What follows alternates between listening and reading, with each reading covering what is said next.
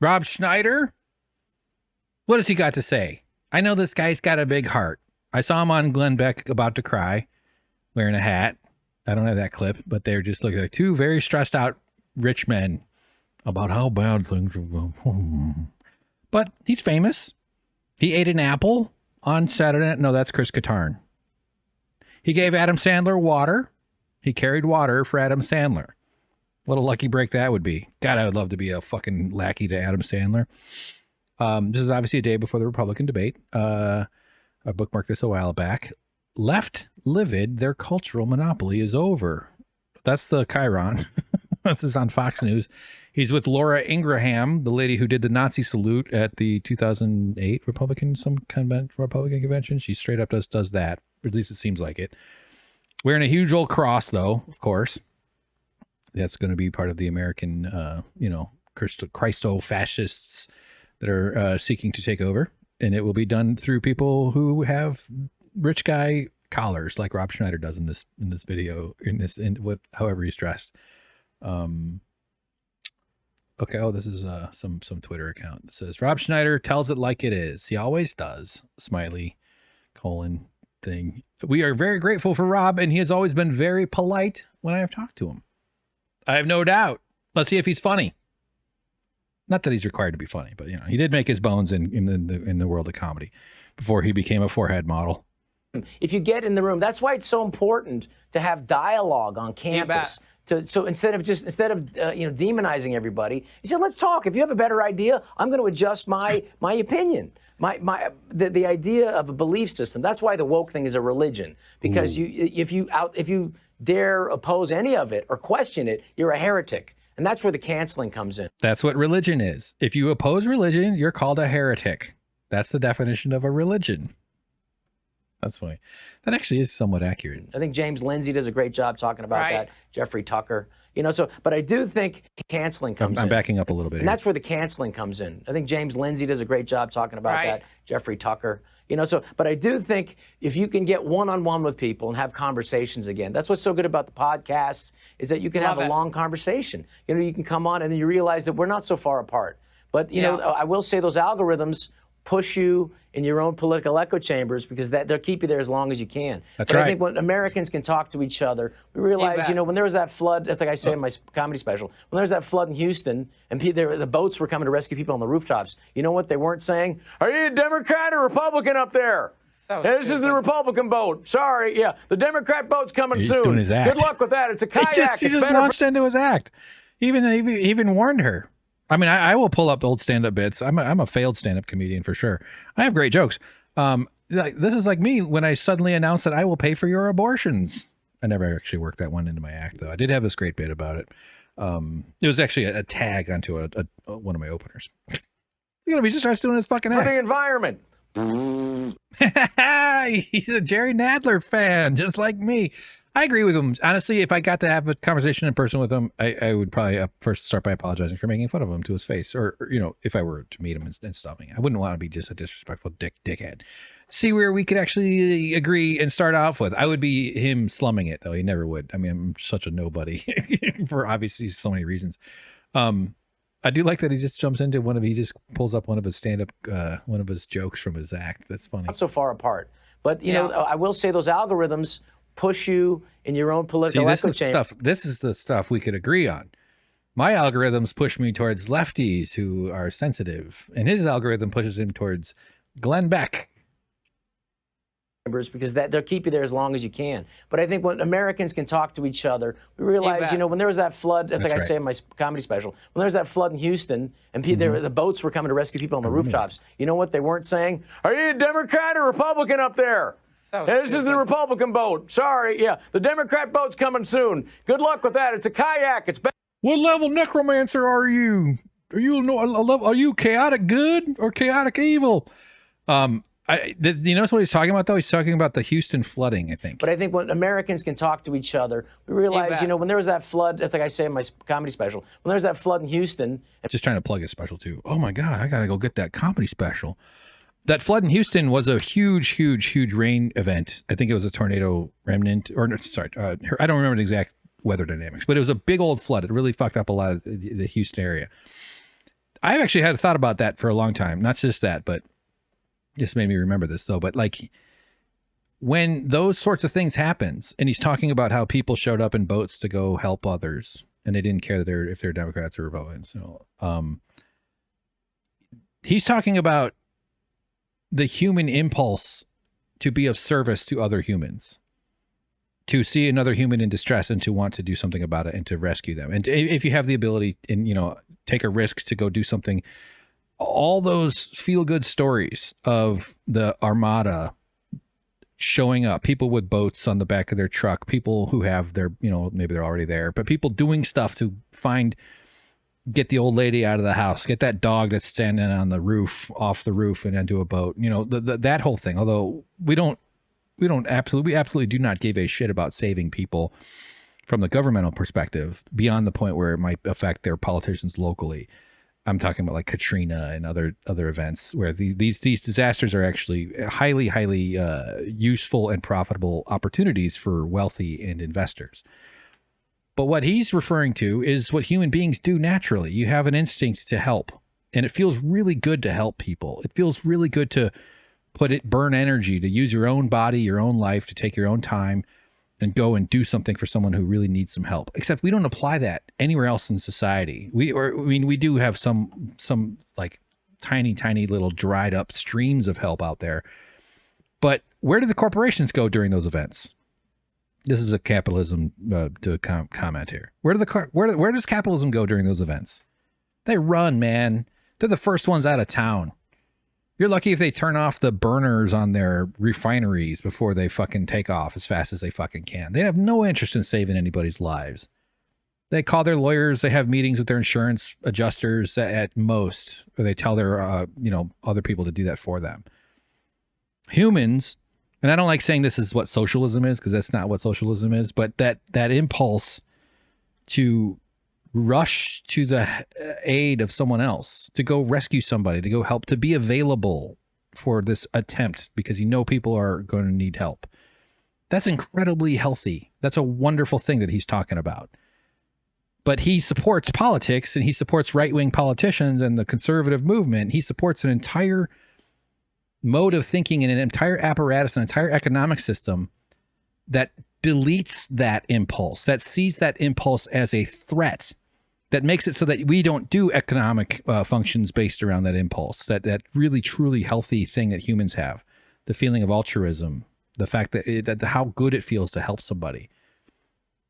And I actually don't mind that people brag about helping. I think that's fine. Like that whole thing, like, oh, you're talking about helping. Like, yeah, go ahead. You deserve credit for it. We should celebrate that. We should encourage public. If that's the only motivation, I suppose we could pick that apart, I guess. But he acts like that this is exactly what conservatives love to do, though. They love to just pretend that their entire philosophy is about restricting the kind of help that he's celebrating in this comment from his act.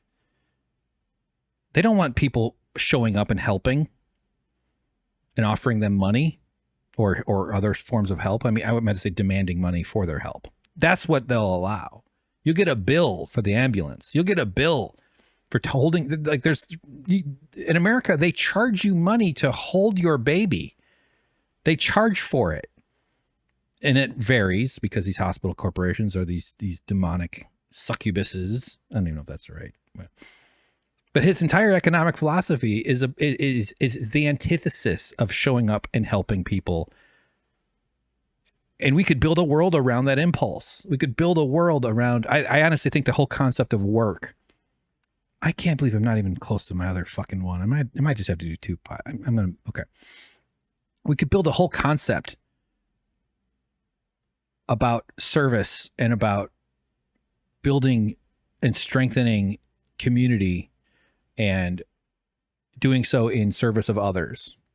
And that might include currency flowing around. Money should function as if we're going to restrict ourselves to a world built around money, it should be used as a lubricant. Instead, it's used as a source of scarcity and friction. There's nothing scarce about money. It's an abstract concept we made up to simplify barter, more or less. But it's a way the boss uses. It's a technology that the boss uses to store your time. so that they can spend your value later. It's time storage technology in an entropic sense. I need to work on my language around that one. I think it'd be a cool animation. But this motherfucker's talking about all these people helping each other and not caring that they're Democrats or Republicans, except the entire notion of Republican policies are to restrict, is to impose false scarcity on humans who need help, on all the human needs that we need to feel okay, so that we could be healthy enough to help other people.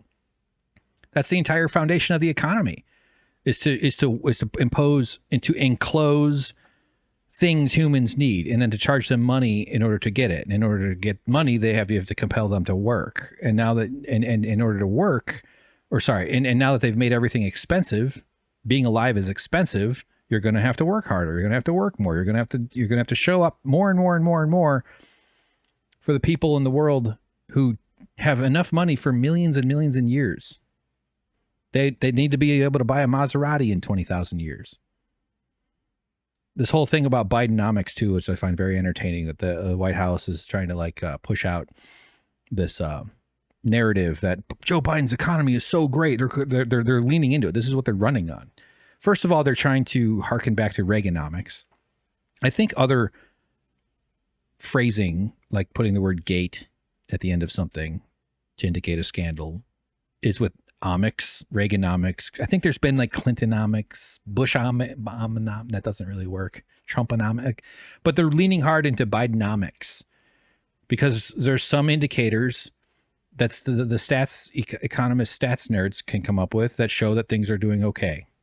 Meanwhile, though, life expectancy is going down. Survival, the savings rate is actually very low. Debt is higher than ever. But I think I kind of want to do a much deeper kind of researched version of this argument. But I think a massive, massive reason why it's not hitting. Well, first of all, you have the articulation caused by internet technology. Like we're not just 5 channels on TV anymore. So people are getting their information from wildly disparate sources. But a huge reason, in my sense, is people can tell that their lives are being wasted working all the time, so that some fucking asshole who couldn't give 2 shits about them gets to live in absolute luxury and has all the money in the world that they'll ever need. So people are starting to detect the scam. Even the narrative that the narrative that your contribution is rewarded in your own sense, and that, yes, that's how it is. The guy has a job. He gives you a job. You're lucky to get a job. You get paid. You go buy stuff. You live your own life. That's kind of the tough shit. Life is unfair. Deal with it sort of. And for some people, that's fine. For some people, they don't care. They don't necessarily even think it's wrong or weird, or their imaginations are incapable of coming up with anything different. So they feel threatened when anybody like myself wants to tell them something different. Why am I getting a phone call from CDC National Immunity? There's no way that's fucking real. Speaking of fucking scammers. So they're fed upon at every single stage of life by these, and I think more people are picking up on that, though. I think that consciousness is escalating. And on top of it all, you have the very real and very, although I suppose you might argue it's intangible, but the notion of the devastation caused by climate change that we're all losing so quickly. Meaning we're losing the sense that there's a positive future ahead. Like the summer where we had June, July, and August were the hottest Junes, Julys, and Augusts since record keeping began. This is going to be a very, very nice, cool summer in 20 years. We're going to talk about how comfortable and nice it was back when it was only in the mid 90s. And then LA is actually, we've gotten pretty lucky last few years, I'd say, in terms of avoiding big heat waves. I live close enough to the ocean that it's very fortunate. So, but the only thing I'll miss when I finally get out of LA, for sure. There's been some rough heat waves all over the country, all over the world. And, so of course people aren't feeling great about Bidenomics. Such a stupid fucking strategy. There's so much just the accumulation of stress, I think, is really just keeps building. We've all been raised by people who are overstressed. We're raising children who are overstressed, like our generations. But I think the consciousness of it is increasing. I'm losing my articulation on that. But yeah, Rob Schneider, whatever, he's fine. He wants to have a conversation. Why can't we just sit down and talk it out? I do harbor fantasies of just hanging out and talking with some conservative person and just sort of, because I think they're used to anticipating arguments from like what they might consider to be like, well, first of all, they would think I'm a liberal. I'm absolutely not. I'm way not that at all. But I think of things in different ways. I'll man it up a little bit. I'll flip on the white guy switch a bit too. Cause these types of fools, they would see someone like me and be like, hey, he checks out. I don't know why I would say it. Yeah, so that's stupid. All right, Rob Schneider's kind of a moron. But he would probably say the same about me. So all's fair. Keep at it, Rob. I love that he just jumped into his act, though. That's so funny. Watch her reaction. And the boats were coming to rescue people on the rooftops. You know what they weren't saying? Are you a Democrat or Republican up there? This is the Republican boat. Sorry, yeah. The Democrat boat's coming soon. Good luck with that. It's a kayak. It's better for the environment.